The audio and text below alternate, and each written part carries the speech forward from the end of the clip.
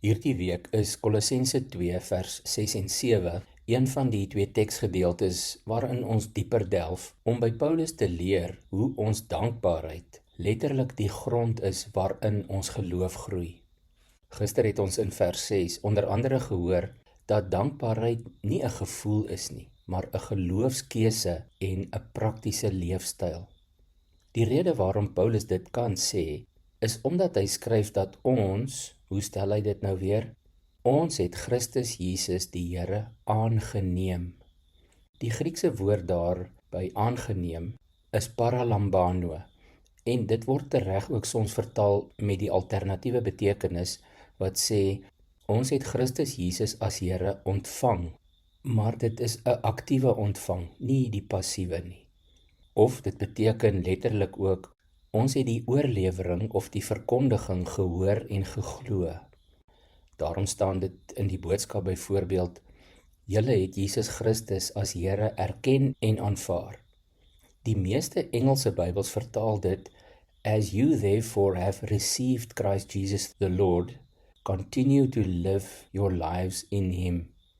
En 'n klein aantal vertaal dit met, as you have accepted Christ Jesus as Lord. Dit is mos uit en uit genade. Onthou, Paulus gebruik die woord genade meer as 90 maal in sy briewe. Nou eers wil ek net sê, as enige iemand wat homself of haarself 'n Christen noem, nou daarmee uitkom dat hulle sukkel om gehoorsaam te wees of om Jesus duidelik en openlik na te volg, dan wil ek sê, na aanleiding van Kolossense 2 vers 6, maar niemand het jou gedwing om 'n disipel van Jesus te word nie. Paulus sê dit ook, jy het Christus Jesus as jou Here aangeneem. Niemand het jou geforseer om vir hom ja te sê nie. En daarom mag Paulus vir ons hierdie opdrag gee, bly leef in hom, bly leef in Jesus.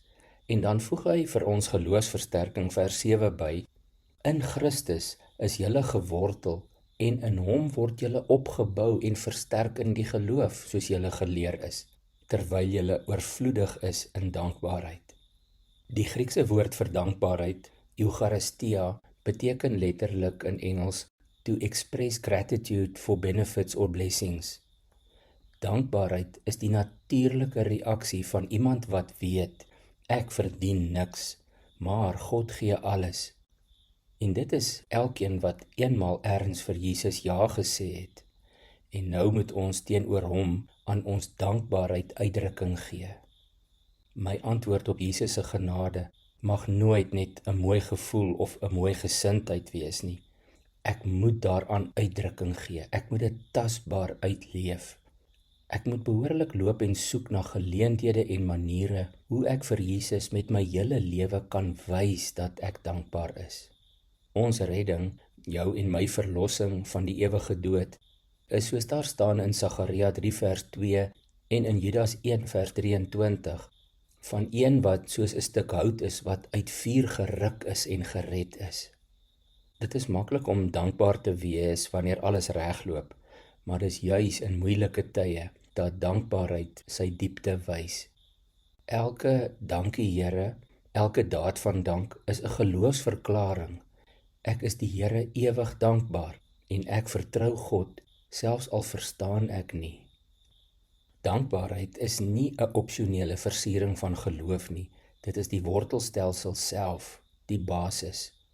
As jy nie dankbaar leef nie, as jy nie jou dankie met dade wil bewys nie, hoekom het jy dan vir Jesus ja gesê? Kom ons bid saam. Here Jesus, baie dankie dat U my gered het en my verlos het van die ewige dood. Dankie dat U my letterlik soos 'n stuk hout uit die vuur uitgeruk het.